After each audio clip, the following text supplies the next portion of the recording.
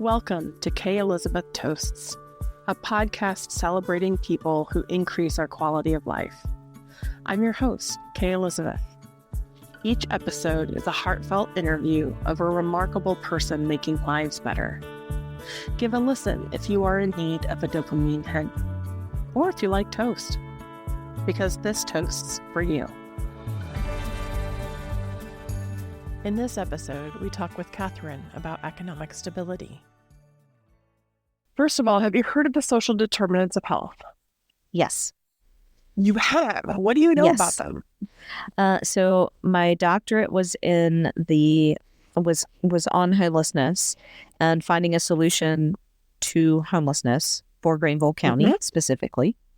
And through that research, I understood that there are lots of social determinants of health. Yes, there are. Like housing, for example, and education and all. Yeah. Absolutely. Yes. So there are officially 5 social determinants of health. If you talk to the World Health Organization or if you talk to the U.S. government, yeah. But there are, like you said, there's a lot of social determinants of health. But the 5 that have been kind of focused on access to education, access to healthcare, financial stability, community and social contexts, like having relationships, as well as neighborhood and built environment. So our 20 to 55, sometimes even 60%, depending upon the study, is reported of our health outcomes are attributed to those social determinants, not our genetics, not our biological health, not our lifestyle choices, none of those things, just our social determinants of health. While the government focuses on the systemic issues, and they've got a lot of work to do, I'll just acknowledge that. Yeah. But while there's systemic issues, yes, we do. I'm super interested in what people are doing at an individual level. Yeah, so a little bit of context, dear listeners, before we get there. I got a text message from a friend of mine from, I don't want to think about how long ago it's been since I've seen this friend, but she texted me and she's like, hey, I'm sitting next to this woman sharing a beer and you got to interview her because she does this amazing thing with her students and houses. And I was like, great. What is this? Okay, so context, I'm in Greenville, South Carolina. Yep. And we do have, like many other growing communities, we have an issue that is homelessness. We are addressing major issues of urban growth in our core and our core of our downtown, which is causing gentrification issues all around. And I'm an architect. And so I go like, what can I do? Right. And my thing with, I'm also a teacher. So I'm teaching my students design, and from everything from a phone holder to one group is making community centers. We do built environment design. And I'm teaching these high school kids about design and design process. And can we go back? You just said sometimes you're teaching them how to make like a cell phone holder, and sometimes you're teaching them to build community centers. There's a lot in between there. Oh yeah. Okay, so I teach them. For 4 years or up to 4 years, and I have them 2 hours a day, 5 days a week. So we operate like a career center model. So I'm old enough to have had the career center where the kids went and learned auto mechanics or welding or even cosmetology. And so we operate on that same kind of schedule. So the students come to us for half their day, and then they're at their home high school for the other half of their day. And we are the Fine Arts Center. And 10 years ago, this is our 11th year, I guess. So 11 years ago, we started an architecture program. And so I started that. And when the architecture program started, it wasn't a drafting class. That was not at all the intent. It was to teach students about design. And my goal for the class and for the students in the class was that not that they became architects at the end of the day, because I don't need a bunch of like little mini architects, but that they understood the value to a community that good architecture will provide. So I just, the idea that we're making better citizens for our community by them understanding the value of good design. And so we have a full scope. And because I don't want to make a bunch of little architects, we do things like product designs, which are also design related things. We do graphic designs, we do landscapes, we do big buildings, we do small buildings, and kind of everything in between. And so every project grows a little bit bigger and a little bit deeper and a little bit bigger and a little bit deeper at every turn. And so circling back to why we do houses, that's actually the more senior students that do the tiny house. And they do that because of they have to have a relationship with someone. They have to be able to discuss with the person who has experienced this issue. So people who have experienced homelessness have a different life story.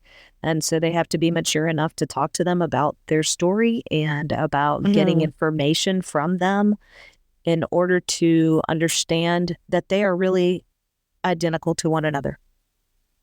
They are human just like me.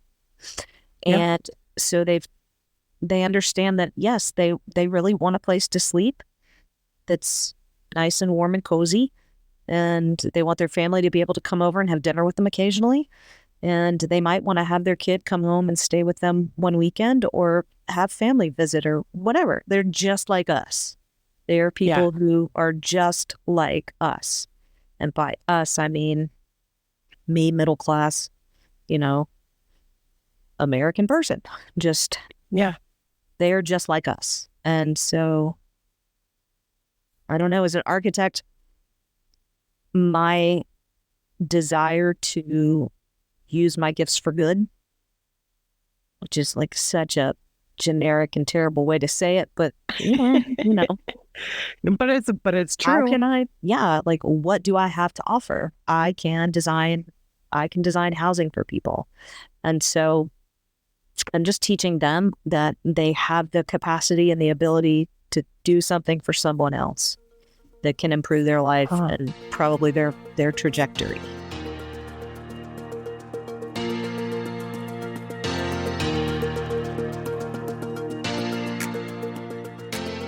It sounds to me like there's some sort of community project that your students have to do, and that in that process, they actually have to meet with the community. How did you make that happen? But they're sort of a networking agency for all of the other service providers in our community. And so they sort of tap into, they have connections and bring all of those resources together so that they can have a broader impact. And so I have brought in their director to come in and talk to the students about the issues around homelessness, who our typical homeless population might be, and what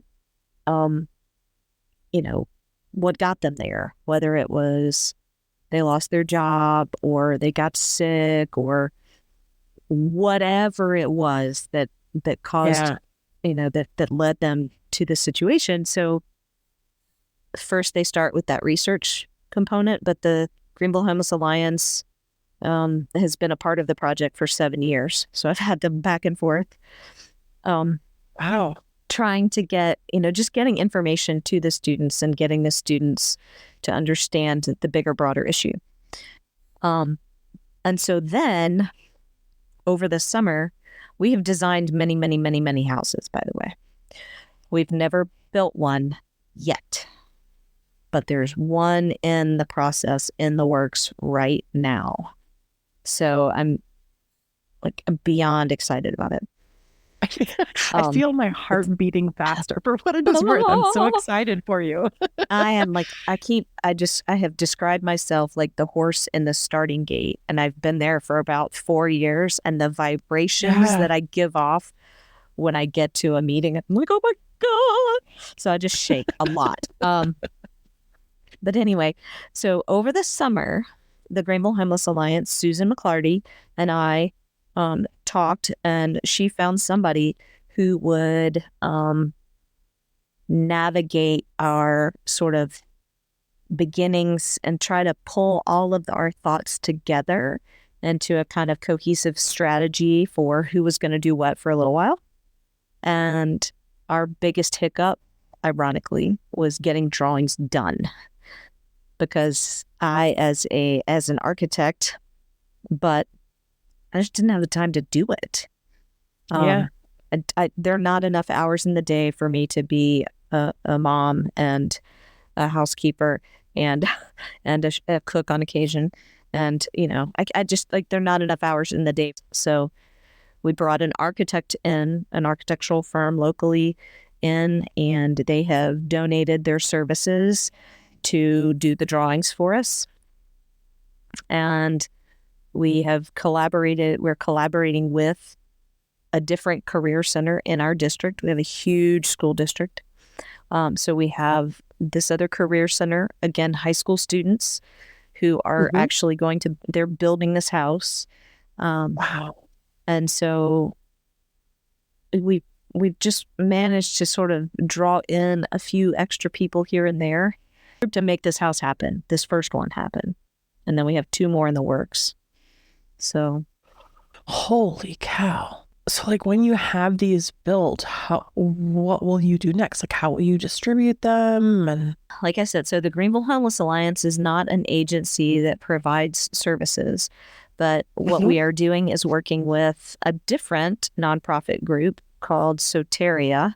And Soteria right now is an agency that provides permanent supportive housing, which is what is a proven known solution to homelessness, particularly for those folks who are chronically homeless.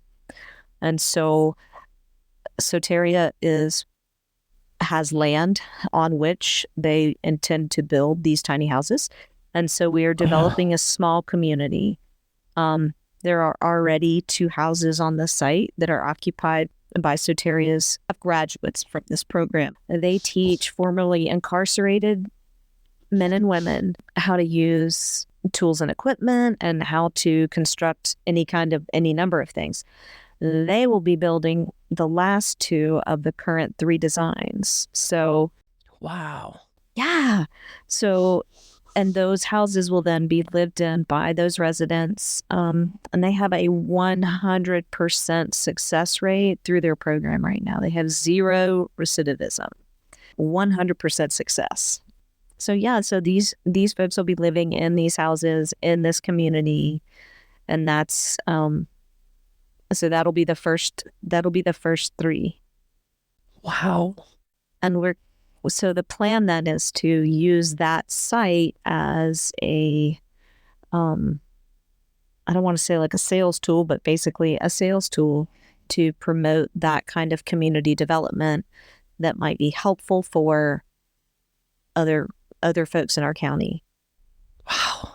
I'm just thinking about how your students are starting with creating a cell phone holder, and now they're designing little or tiny homes, and that those tiny homes are then going to become a model for us. It's just incredible. Yeah.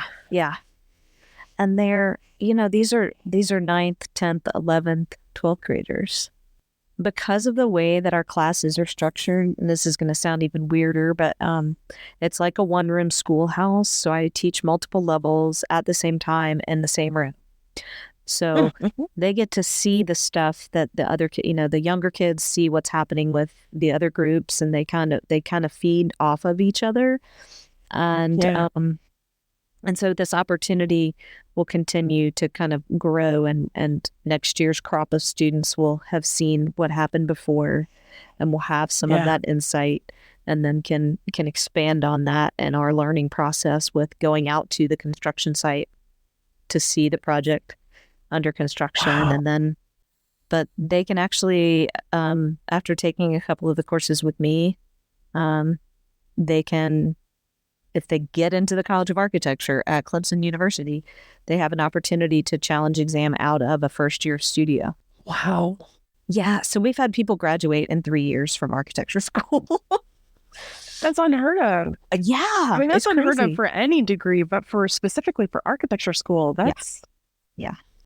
So they really, there's so many positives. So we have Soteria's men and women building building their own house or someone else's house. And we have our students involved in that as well to go and see and participate and experience that build and that site. My students are learning a skill set in design. They're learning how to collaborate with the construction students who are learning how to build, and they're learning how to communicate with each other, which is a lifelong skill for architects and contractors. Just knowing that they are able to do something that can have an impact on someone else's life.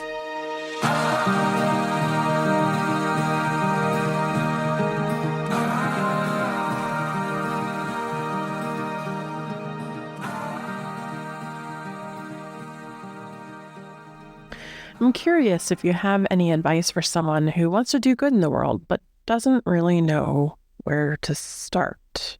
I think the key is thinking about it as a project, and it's a design process, and it's a cyclical thing, and it never ends. And, you research, you identify the problem, you do the research, you try 10 or 15 or 20 or 30 different options, and you test them out. And as long as you're willing to go on the merry-go-round, it's fine. And then, of course, finding somebody else that you can bounce ideas off of that you can sort of discuss things with and say, well, do you know anybody who knows something about that? Is always has been really helpful for me anyway. Is there anything else that you can think of that you'd like to add? I'm humbled by somebody actually wanting to talk to me about it. Because I'm happy to talk about it all day long, but somebody actually wanting to talk to me about it's a whole other story. If the community members understood that providing housing for persons who are experiencing homelessness, it can improve the economic stability of the community. It can improve the educational levels and degrees that people can achieve, especially for children. And there's so many homeless children. And that the overall welfare of a community is improved by providing housing.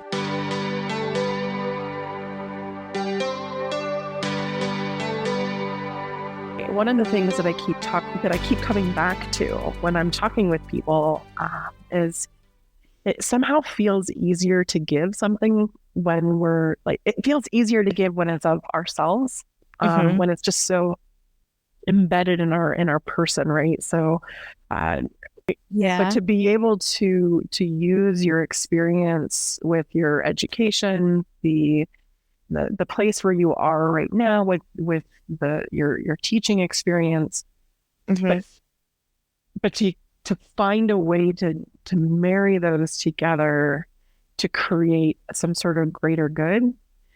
This toast is for you. Cheers to you for finding a way to do such amazing work. Man alive, thank you for giving of yourself, for taking advantage of the experiences that you've had in your education and training, and finding a way to take that and give it to your students, but also to the community at large. Man, that's amazing. It is it's the most fun thing ever. Guy, I'm not kidding when I say I have the best job in my universe. And I know how fortunate I am, and I love to do it every day. Now it's time for your toast. I'd like to toast Mark and his community service with Meals on Wheels. Through these interactions, he brightens people's day and makes the community better. Cheers, Mark.